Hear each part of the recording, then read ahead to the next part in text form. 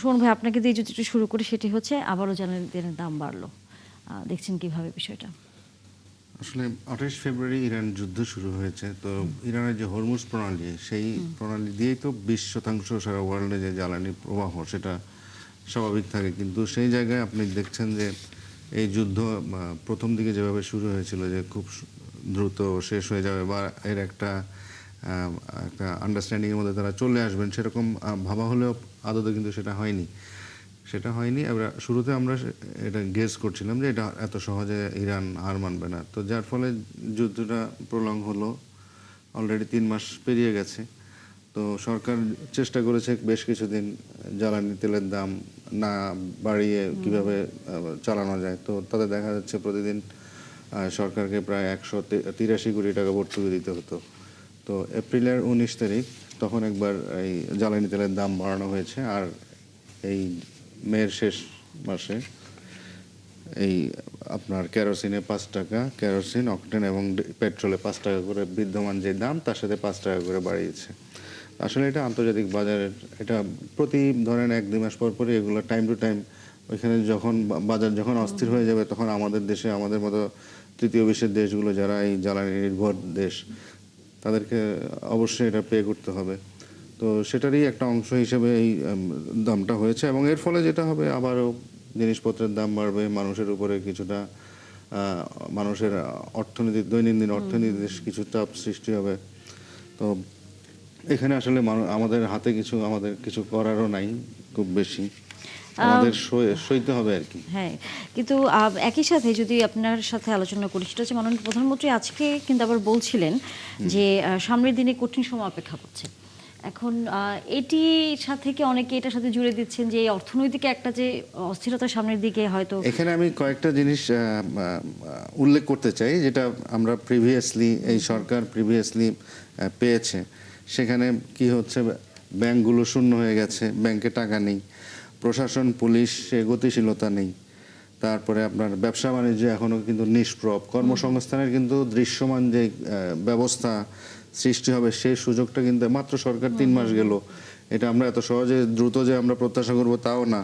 তারপরে বৈশ্বিক যে যুদ্ধ, এটা তো আরও দীর্ঘায়িত হবে বলে মনে হচ্ছে, কারণ চুক্তির যেই শর্ত এগুলো নিয়ে আলোচনা চলছে, দেন দরবার চলছে। দুই পক্ষই যখন উইন উইন সিচুয়েশনে একাত্মতা ঘোষণা করবে তখনই তো এটা একটা সমঝোতার দিকে যাবে। তো যার কারণে আমার যেটা মনে হচ্ছে যে সার্বিক বিষয় নিয়েই প্রধানমন্ত্রী যেটা মিন করছেন যে মানুষের প্রত্যাশা অনেক এই সরকারের কাছে, বিশেষ করে একটা রক্তক্ষয়ী গণ অভ্যুত্থানের পরে তারা ক্ষমতায় এসেছেন নির্বাচনের মাধ্যমে। সেই জায়গায় প্রত্যাশার জায়গাটা মানুষের অনেক বেশি। সেই প্রত্যাশার জায়গাটা যদি পূরণ না করা যায় বা কাছাকাছিও না যাওয়া যায়, তাহলে কিন্তু মানুষ সরকারের প্রতি বীতশ্রদ্ধ হতে পারেন। সেই আশঙ্কা থেকেই তিনি তার নেতাকর্মীদেরকে দেশের উন্নয়নে কাজ করার আহ্বান জানিয়েছেন। এবং আসলে কি কাজ করা বলতে কি, ধরেন আমরা গাড়ি ড্রাইভ করছি, আমরা যেন নিয়মটা মানি, আমরা যেন যত্রতত্র রাস্তায় ময়লা আবর্জনা না ফেলি। আমাদের একটা সিস্টেমেটিক ওয়েতে আমরা যদি সবাই চলতে পারি, তাহলে it could be better for our whole country. চলো আবেদন শিশির, আপনার কাছে একটু আসতে চাই। এর মধ্যে তো আসলে সবাই এই বিষয়টি জানে, আপনিও হয়তো জানেন যে জ্বালানি তেলের দাম বাড়ানো হয়েছে এবং বলা যায় এখন পর্যন্ত ডিজেলের দাম বাড়েনি, কিন্তু অন্যান্য জ্বালানি তেলগুলোর সেগুলোর কেরোসিন, অকটেন এগুলোর দাম বাড়ানো হয়েছে। এবং যখন প্রধানমন্ত্রী কথাটি বলেন যে সামনের দিনগুলোতে কঠিন সময় অপেক্ষা করছে, এটার সাথে কোনো রকমভাবে সম্পর্কর কোনো বিষয় থাকে কি না? কারণ এই আভাস থেকে প্রধানমন্ত্রী আগে থেকে বুঝতে পারছিলেন যে সামনের দিনগুলোতে অর্থনৈতিক একটা চাপের মধ্যে আসলে পড়তে হতে পারে, কারণ যেহেতু বৈশ্বিক এই অস্থিরতার মধ্যে চলছে। কিভাবে দেখছেন বিষয়টি? আলোচক সুমন ভাইকে, রাসেল সাহেবকে। দেখেন, প্রধানমন্ত্রী এবং বিএনপি সরকার যে জ্বালানি তেলের দাম পরপর 2 মাসে যেভাবে বৃদ্ধি করলো এবং কোন রকম গণশুনানি ছাড়া, আমরা তীব্র নিন্দা জানাই।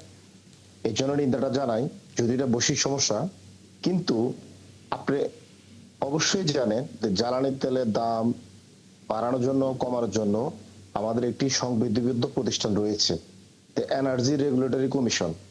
সেটার মধ্যে জনগণ, সরকার পক্ষ, সুশীল সমাজ এবং এক্সপার্টরা অংশগ্রহণ করে এবং শুনানি হয়। শুনানি পরবর্তীতে করণীয় নির্ধারণ করা হয়।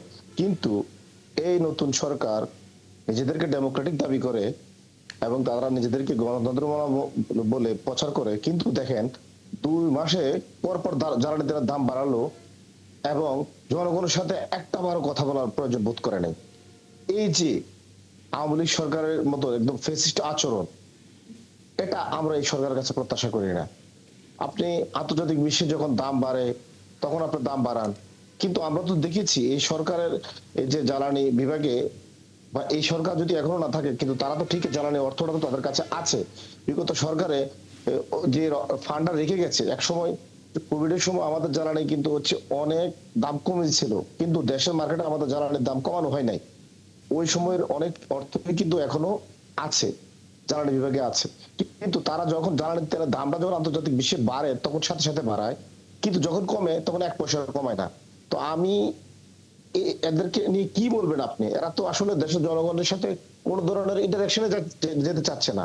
দেশের জনগণের তো আসলে আমরা তো এই মূল্যে জ্বালানিটা কিনবো এবং এটা আমরা আসলে এটা ব্যয় করতে পারবো কিনা, এই সিদ্ধান্ত সরকার কি একাই নিবে, নাকি যাকে ভোক্তাকে এখানে কথা বলার সুযোগ দিতে হবে? তাহলে আপনি এনার্জি রেগুলেটরি কমিশন কেন করলেন? গণশুনানি নামক এই নীতিমালা কেন করলেন? জনগণের সাথে কেন এই প্রহসন, এই প্রতারণা? জনগণকে রাশেদ খান, এই প্রশ্নের উত্তর কি আমরা আপনার কাছ থেকে পাবো, যেহেতু আপনি সরকারি দলের একজন সদস্য? আসসালামু আলাইকুম, সবাইকে শুভেচ্ছা।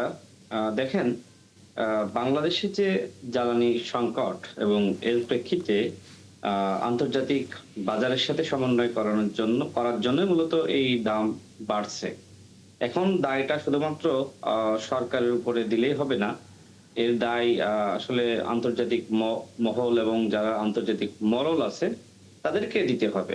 এখন আমাদের দেশে যারা অপোজিশন আছে তারা সবসময় মনে করে যে আসলে সরকারের উপরে দায় চাপিয়ে যারা জনগণ রয়েছে তাদেরকে বিভ্রান্ত করতে পারলেই হয়তো আমরা সফল।